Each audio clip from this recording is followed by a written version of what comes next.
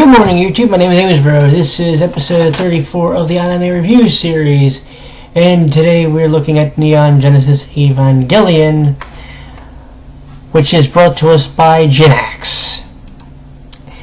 Let's see, here it is. Brought to us by Studio GINAX, and I believe also NAS, but it wasn't put in here. Anyway. So, what do we got here as far as the series? Well, we have a good series with a flawed story and flawed characters, and not necessarily in a great way. Okay, your basics of the story for NGE go like this. Shinji Ikari, in the year 2015, yes, this year, is recruited by his father, Gendo, to pilot an Ava, a machine called Ava, to fight against creatures called the Angels. The Angels are beings which come from God knows where, and 15 years prior were part of an event called the Second Impact. This is an event which is mentioned numerous times, but either A, I wasn't paying attention, which would be BS because I was watching all the episodes and taking all the notes possible, or they really didn't do a good job of explaining it. We have a situation where you have Shinji, who's been recruited by his father, who's working under a woman named Masato and with another woman named Ritsuko. Eventually ends up working with a girl named Azuka, who's a hotshot Ava pilot, allegedly, and another woman named Rei Ayanami, who we come to find out there's more than one of her. Literally. Now, that is your basics for the story. Okay? Let's talk about the characters, because is there a lot to talk about with these guys? Alright. What is this? This is a sheet of paper, right? Okay. This is the anime Utapri. Now, you'll see where this goes in a second. This is a 26 episode series that we are reviewing. 26. Once you remember that number. When you are rating a series, you have a goal. Okay? When you're rating any story, I don't care if it's for a movie, for an animated series, Western or Japanese, I don't care if it's for a sitcom. You, in some way, shape, or form, have to get me to give a shit in the 20-some minutes, or however long the show is, that the episode is. You also have to get me to care about them for the duration of the series. Because if I don't give a crap, then we run into a bigger problem later on. Okay? You, as a writer, kind of have to pass an origami test. Can you take a character, which is a sheet of paper basically, and can you make them three-dimensional? That is the biggest test any writer has to do. I don't care if you think you're just writing a fan fiction for 20 people. The fact is, you have to be able to write that character so that when we look at them, we can say, here's all three of their dimensions. Here's why I care about them. Here's why I'm emotionally invested in them.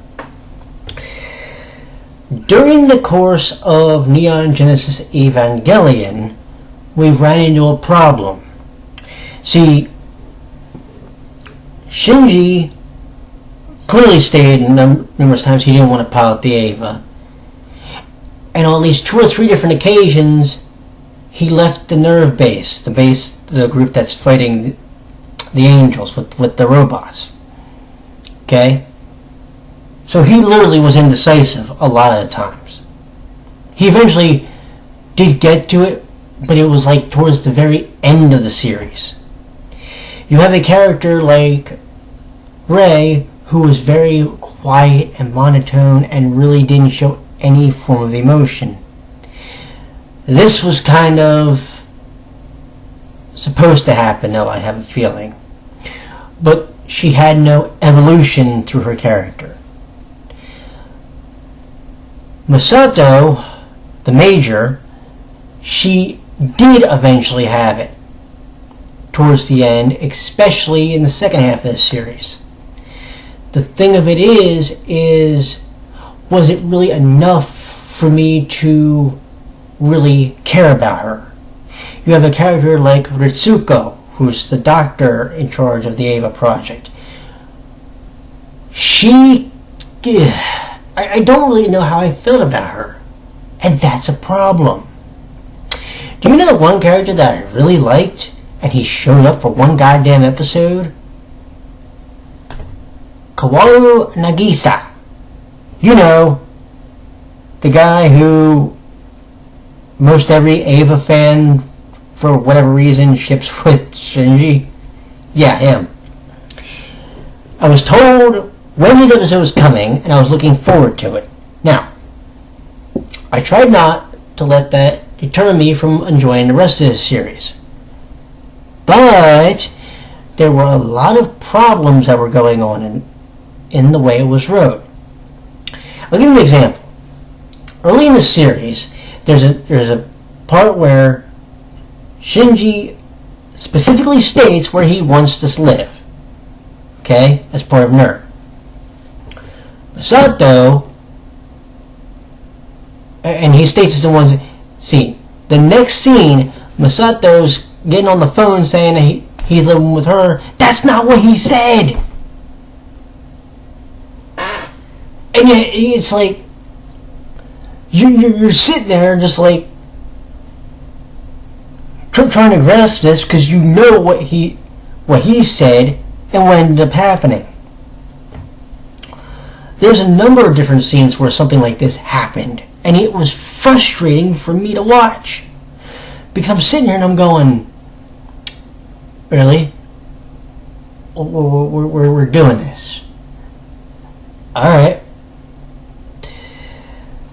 Because I had this hard time grasping the way they write the plot.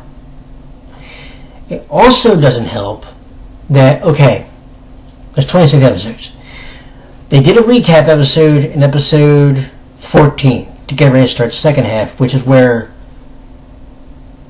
the plot really does start to intensify and they really start to gel something. But they also did a number of pseudo recap episodes through the course of the series. Not to mention, towards the end of the series, when they were doing their next episode cards, either A, they ran out of time, or they ran out of their budget, and it literally looked like somebody had come up with the idea that we're going to draw these in crayon for people, because you know that looks really professional. Now again, it's 1995. Anime really isn't a big thing yet here in the U.S., but goddamn, can we put some pride into it?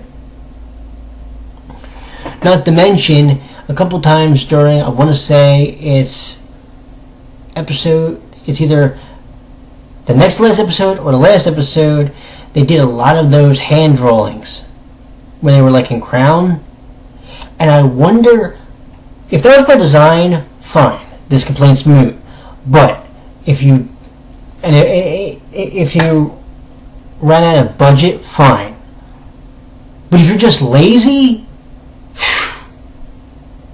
that's something that can't be forgiven, bro. I have this hard time jiving with that. Now, I want to talk about this. I got 26 episodes, right? We know that a number of them were recap episodes. And I showed you the thing about the piece of paper, right? Alright.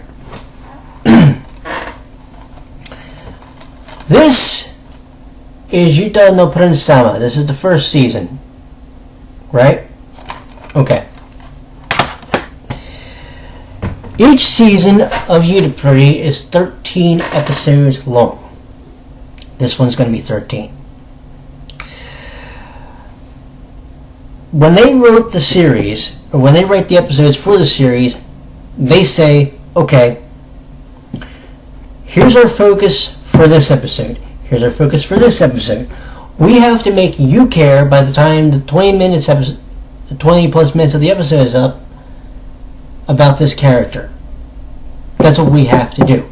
We have to get you emotionally invested in their story. We're not going to give you all their story in this episode. We'll give you pieces of it through the course of the series at some point. Because there's the first season, there's pieces of it in the second season, and maybe a little bit of it in season 3. That's what they did. And they found a way to brilliantly develop the characters and have them basically drive the story to the destination that it needed to get to. Keeping in mind, again, you only had 13 episodes to do it in. So, one season is half, okay, of Neon Genesis. Yet Neon Genesis decided they were going to take a piece of paper and just keep it a piece of paper. They weren't going to make it 3 dimensions. They weren't going to do anything else with it. They weren't going to flesh out a character. Because the way they, I swear to God, the way they wrote the story was, Shinji's a wimp. Everybody he's working with hates his guts pretty much, save maybe Masato and his father. And you're not really supposed to care about it. I swear to you, I didn't care about anybody save for Kwaru when he shows up in episode 24. I kid you not. That's not good storytelling. That tells me you were sleepwalking when you wrote the goddamn thing. Because you can animate it beautifully, and for 1985 it's fine.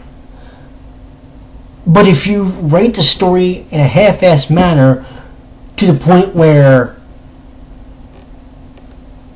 the characters don't develop, that's an issue. Here, I'll give you another example from Yutapuri, since I'm using that for my benchmark. This season, we have a situation where the Star Age boys have to do a cross unit, and the Quartet Night boys are doing their solo songs. But the constant is the composer is the same person, Haruka. Well, when she's writing the songs, it always seems to not only fit the situation, but it really helps the character who the song is wrote for respect her as a composer. Okay? That's, again, good storytelling. Because in the end, they might be a little doubtful, a little skittish about her ability to compose or write a song. By the end, though, she's earned their respect, and and vice versa. You know, she appreciates them, and they respect her. That's, again, good storytelling. And, again, you're doing it in one episode. One goddamn episode, which is 20-some minutes long. Nothing that Shinji could do. Shinji could save somebody's ass, and did a couple times during the series.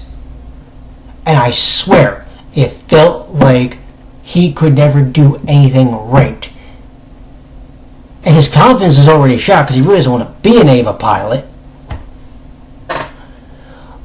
But it doesn't make you want to connect with anybody. Do you see? You connect with people because you understand. They give you a story and they give you something to give a fuck about. They do. And I don't want to hear, well, you can't compare an anime based on a visual novel series to a 26. You can! Because the writing has to make you care about the characters. It's a constant. I don't care if the series is 12 episodes long or if it's 103 episodes long, which, by the way, I'm doing one of those. If I don't have good, solid writing to make me give a fuck about the characters, guess what I'm not going to do? I'm not going to care about you. By the time I got to the final episode, I don't know why they were applauding Shinji, because in reality, you didn't give me a reason.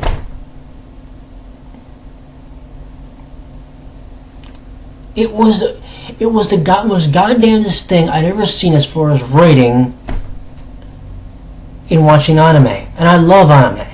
Love it. But this is one of those times where, as a reviewer, I have to sit here and I have to tell you the writing was complete and utter shit. You didn't give me a reason to care about Shinji. You didn't give me a reason to care about Asuka, really. You didn't give me a reason to care about Rei. And you could say there was a reason in there, but to be honest, the way the characters were wrote, I really just didn't. It was so hard to watch it and care about it with my head held high, and I can't in good conscience lie to you, because if I do that, I'm compromising my integrity as a reviewer. And I don't care if you're part of the Ava fandom and you think this review is shit, because guess what? You're a fanboy or fangirl, and get off your dick for a second and understand there are people that don't like certain aspects of the way the show was handled. This was pathetic. There's a reason that they have to reboot the series 3 different times, because they had to keep adding shit to it. Because they didn't get it right the first time. I'm sorry, but it's the God honest truth. Yeah, anyway. The bottom line is, no, I cannot in good conscience recommend this series to anyone. Maybe, if you're a diehard mech fan and you don't give a fuck about just characters, you just want to see people get their brains blown out or whatever, cool, watch. You might enjoy that. But if you're watching this from a character standpoint and you're trying to have a reason to care about Shinji, to care about Asuka, to care about Rei, to care about Masato, to care about Kaji, good luck. Because like I've said before, there's a difference between memorable characters and characters that have a name. And unfortunately, this one's the latter. And it's not one you want to ever, and it's not something you ever want to be stuck with. That's my personal opinion, though. Anyway, you have a great night and a great weekend. When we reconvene, it will be the month for the viewers, where we start with Adelane Zero, which was recommended by my friend Tiff from Tumblr. And I will tell you ahead of time, July we are taking off because in August it is D. Gray Man. Y'all take care now. I'll talk to you later. Bye-bye.